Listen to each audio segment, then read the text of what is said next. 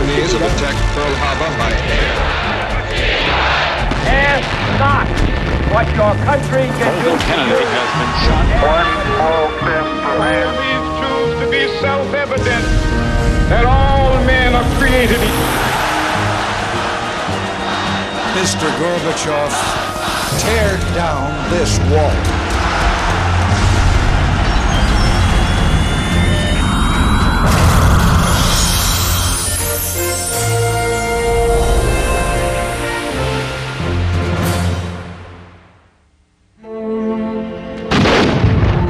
On July the 4th, 1976, the United States celebrated its 200th birthday.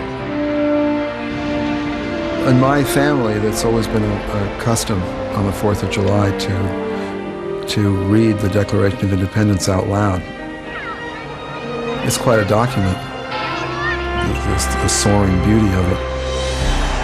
Americans had not stopped believing in their nation's ideals, but not even the bicentennial could conceal a certain national discomfort. After a series of domestic and international crises, Americans were no longer so sure of themselves. It was difficult. We've got an unelected president. We've got Nixon pardoned hanging over us. We've just lost a war, but we were celebrating our 200th birthday. Everybody wanted to be positive, and they were. It was a night of reconciliation with our country. Many Americans hoped that this celebration of a glorious history would spark an American renewal. My family was an immigrant family. We came here with practically nothing.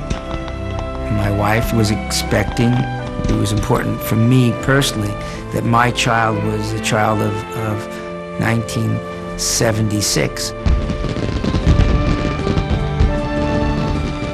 All the hopes and dreams that I had for myself and my country were with him. I believed that America was going to turn around and become the land of the free and the home of the brave, and that she was going to come back to being that nation of glory. I believed it with all my heart.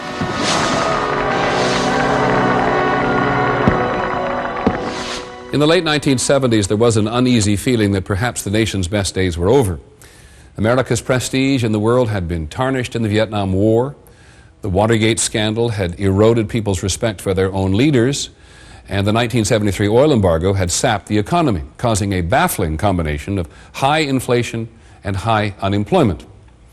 Faced with these setbacks, which thwarted expectations and undermined many dearly held beliefs, Americans began to pursue separate, individual paths to happiness. And in the process, they lost a clear sense of national purpose.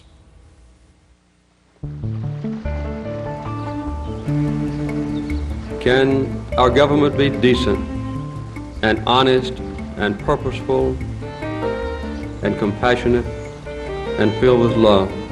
Can it be a source of inspiration and pride? In the 1976 presidential race, an obscure candidate tried to restore trust in government. My name is Jimmy Carter. I'm from Georgia. I'm going to be your next president.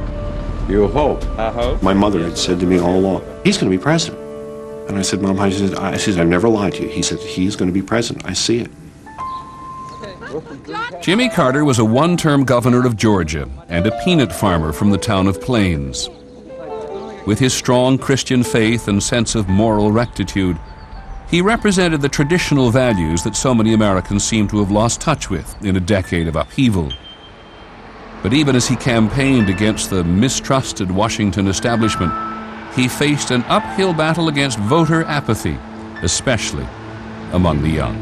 We didn't care about who was elected president. As a matter of fact, most of my friends, most of the people I hung out with, our interest in politics waned incredibly starting in the early 70s because we had lost the big cause, which was the Vietnam War.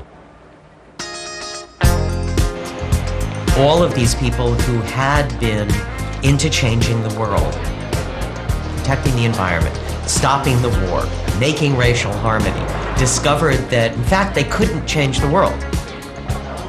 Where do they end up? They end up in these huge rooms where they're dancing like sheep listening to mechanistic music.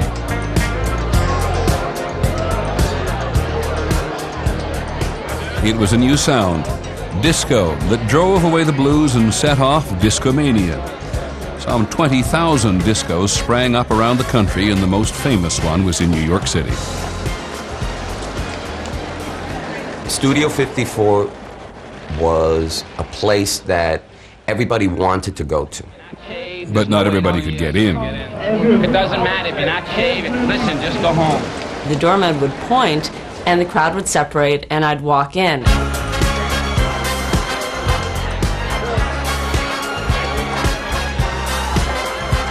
I really didn't understand why I or my friends were part of the chosen, but it was an amazing feeling. You felt like you were at the pearly gates, except you didn't have to die.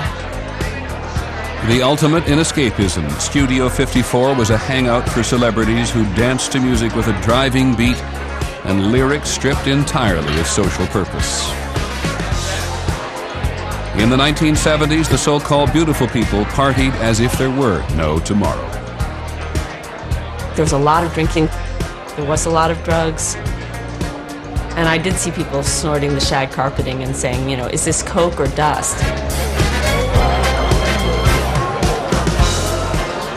It was almost as if people felt that the rules no longer applied to them. And I think that in many ways it was like the end of the Roman Empire.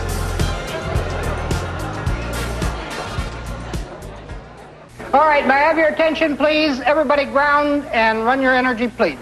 I want your roses up. The quest for a better society had narrowed into a desire for self-improvement. Pat yourself on the knee and say, I love you. It was in the 70s that the vogue for self-examination and self-study and self-exaltation began to play such a big part. Would you take a look at his crown chakra and see what color he's vibrating on? Something that right now? I'd finally call the me decade. Vibrating at a blue-green. The lure of self-examination became very big. You put yourself on stage, and just the ordinary circumstances of daily life become the stuff of drama. And I'm convinced that it's one of the appeals of the feminist movement.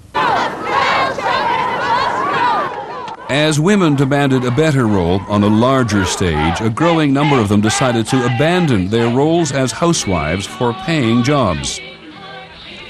In the domestic upheavals it often caused, a full half of American marriages ended in divorce. In the 1970s, it sometimes seemed that everybody was going in their own, often unorthodox direction. Let us create together a new national spirit of unity and trust. But like explorers of unmapped territory who longed for the familiarity of home, Americans elected a president who represented traditional small-town values, Jimmy Carter. On Inauguration Day, the new president set out to prove that all Americans were his neighbors. Well, this is a first. The president and his wife out of the car walking their support. We had never seen the president get out and start walking down, Pennsylvania Avenue, and the people just screamed, and we was cheering on the TV. Talking about it being the people's inauguration. He wants to be with the people. He is one of the people. It was very refreshing. I think President Carter brought to this country a whole feeling of hope. Hopeful as it was at the start, the new administration was about to face a series of debilitating challenges.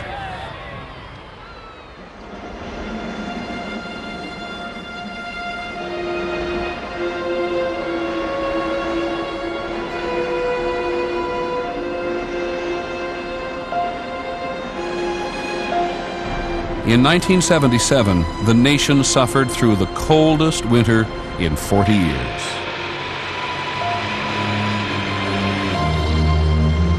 We were buried for weeks in Niagara Falls. We built tunnels all through our yard, so it looked like a mouse's maze underground that led to the street, although we didn't know where the street was until we hit the curb. The first couple days it was okay, but then after that the store had no supplies, and so it was much more difficult to get food and stuff for the kids and the family.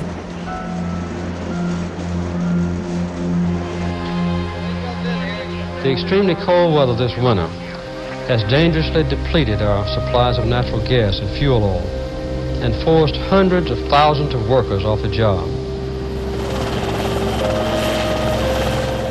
President Carter flew to Pittsburgh to show his sympathy with those put out of work by energy shortages. The continuing crisis, he said, meant sacrifice for the entire country. If we can get everyone in this country to cut down drastically on heat consumption, we can keep tens of thousands of Americans employed. Now, I've got on heavy underwear, and the White House is cold inside, but we've gotten accustomed to it. And I hope that all the people in this country will realize that we're in it together. The American belief that nature could supply and sustain limitless industrial expansion was severely shaken in the 70s. A lot of Americans have known nothing but growth, growth, growth, growth, growth. And we come to think of the United States as invulnerable. And we suddenly found out that we were much more vulnerable than we had ever thought possible. In the 1970s, the United States found itself squeezed not only by energy shortages, but by old adversaries. West Germany and Japan were now challenging American competitiveness in everything from steel to electronics. It was hard to get used to, especially in Detroit. Ever since the end of World War II, Americans' love of big cars had made Detroit the heart of a massive industrial surge which lifted millions of Americans into the middle class. I thought the world had opened up for me because I had an automobile job. They were hiring the unemployables. We really could get a job to get that American dream, to get a house, to get a brand new car, to really be able to take care of your family. The car industry in America built cars for Americans. And Detroit said, you will buy what we produce. We know better than you do what you want, and therefore we'll produce what we know you want, and then you'll buy it. They just kept building those big, huge cars. An average car was receiving somewhere between 10 and 8 miles per gallon. This is LeBaron. I own one myself. With the character of a I used to pull it up in my driveway and go in the house, and I could listen, and it'd still be drinking gas while it's parked. But German and Japanese state-of-the-art factories were turning out small, fuel-efficient cars with unexpected zip. The Rabbit, quicker from 0 to 60 than a Jaguar XJ6M. People like myself at the time were really attracted to these cars. The new Datsun 200 SX, 5-speed stick, 4-wheel disc This was good stuff. Besides which, the cars ran great, they had good fuel economy, and the quality was top-notch. By 1979, foreign cars had captured 25% of the American automobile market. To make matters worse, government regulations on safety, mileage, and emissions had sent the big three automakers reeling.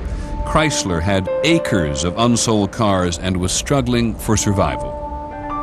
I relied on Chrysler for a job, and it was going to never end. Well, it did end. It was a devastating time for the industry. Thousands, tens of thousands of people were losing their jobs. My God, you could walk into the employment office and may not get in that day because so many jobs were lost. That's when I realized it was a step between me and the welfare line.